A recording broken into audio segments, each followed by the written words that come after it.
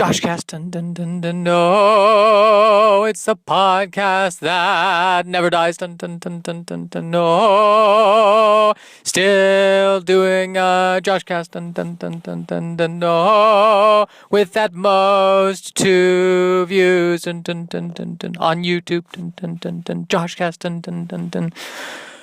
All right, well, I'm suddenly very conscious of my voice, and I've had differing feelings about it. I don't always like my voice because I feel that it is not masculine enough. It's a tenor one voice. Tenor one. It's a tenor one voice. Yes, a voice like this. Hello. Which is. Seems appropriate if I am, I feel like the narrator of Narnia. That seems like what this voice is for. But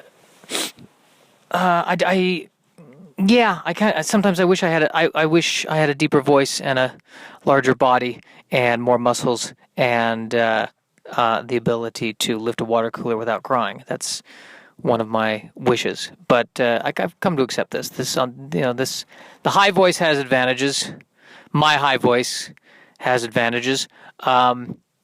Nobody is asking me to help move. That's a big advantage right there. Nobody ever asks me. They look at me, they listen to me, they go, okay, he's we'll skip him. And I've never been asked to help move. I almost feel like it's to the point where if somebody posts a message on Facebook saying, hey, would you help me move? I think Facebook is going to get smart enough to just not put that on my timeline. And Facebook will go, let me help you. You don't need to look at this. And the other person posting it doesn't need to know that you saw it. Transition, bum, bum, bum, transition, dun, dun, dun, transition, dun, dun, transition, dun, dun. I read an article about how a team of engineers built a transformer, a real transformer. It's a BMW sports car that can transform into a giant robot. And that robot is able to do the following things. Turn its head right to left and left to right, and move its arms up and down. That is what the robot can do. And this device, this transformer, this creature that is more than meets the eye is selling for $600,000. Which is a really new and innovative way for someone to have a midlife crisis. That's my thinking on that. That is my feeling. You can't actually drive the car. It is a remote-controlled car. You can remote control drive it, and it will go up to 12 miles an hour, which is still fast enough to kill. So that's the one, that's cool. But yes, this has been built, $600,000. It transforms into a robot that can't really move. And this is my complaint, by the way, with the original Transformer toys as well, which is that these robots, I don't buy that these robots can walk around like they did in the cartoons. You look at this robot, this real Transformer, and then all the toy Transformers, they all collectively look like they transform into people with severe arthritis. Strong feelings about this. Is it strong feelings about it? I think what's underneath it? What's really going on, Josh? What's the connection? I'm feeling like I'm being pretentious by just talking to myself right now, and I'm trying to move past the pretension and get under the pretension. It's $600,000 for this, and that you've got a team of engineers who are building something that doesn't. I feel like they could be building something possibly more useful. I hate to get on them. I was reading the engineers themselves. They're from a company in Turkey, and they're trying to demonstrate their prowess as engineers. And you know what? It's awesome your prowess as an engineer is awesome. Your prowess as a pragmatist, not so sure about that one. It's probably the other thing. It's probably a better transformer than the transformers that Ford built, specifically back in the 80s. These transformers, it was a car that transformed into an ornament that you put on your lawn. Basically a lawn ornament. That's basically what it transformed. And the way that nothing dramatic. Just one day it wouldn't start anymore. That's that particular kind of transformer. That's what Ford specialized in the 80s. They're better now though. From the literature I've read on the subject, which I actually haven't read any literature. I heard that the J.D. Power and Associates liked Ford recently, so I'm assuming that Ford is on the up and up. Transition.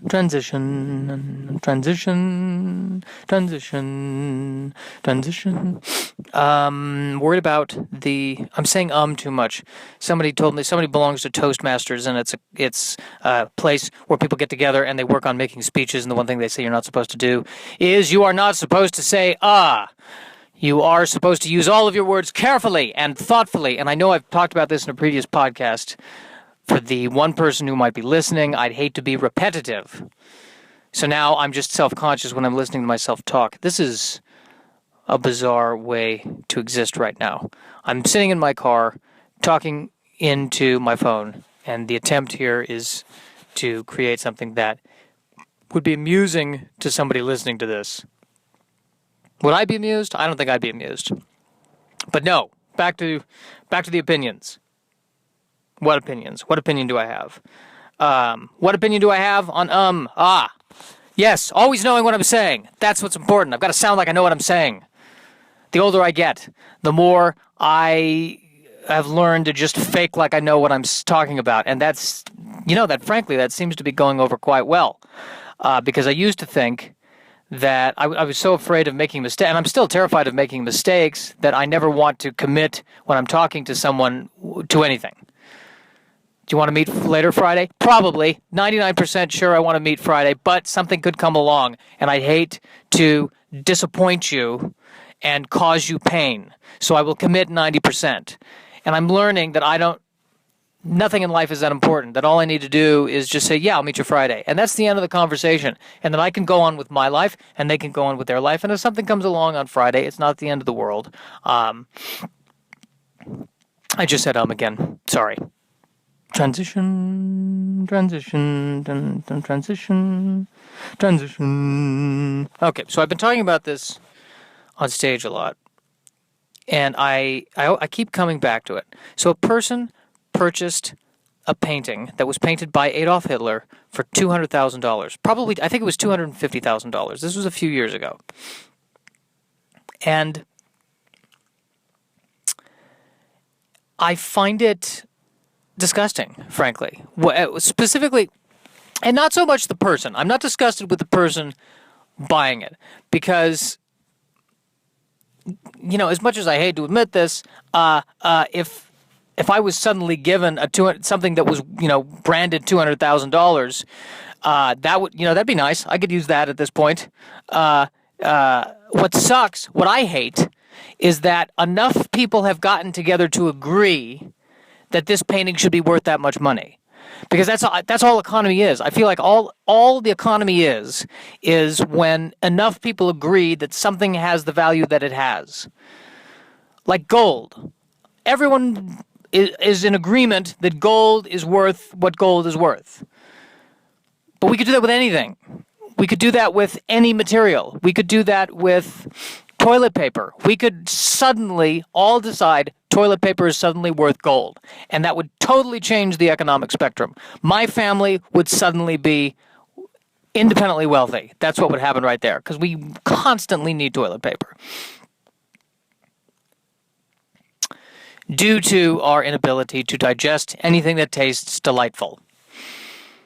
But that's what bothers me about it, is that the structure of the society exists in which a painting that was painted by Adolf Hitler is $200,000. And why? Because it was touched by Hitler. That's why it's worth $200,000, because Hitler touched it because Hitler touched it.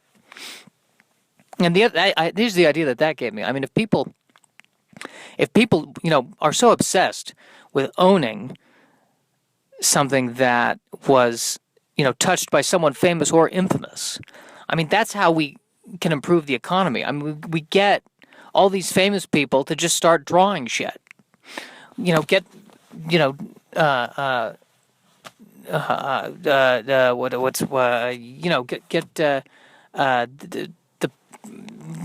one who was in the Hunger Games, Jennifer Lawrence. There we go. Get Jennifer Lawrence to draw 50 cat pictures and sell each one for $1 million, and boom, we're out of it. That's all. We should get everyone who is famous for something.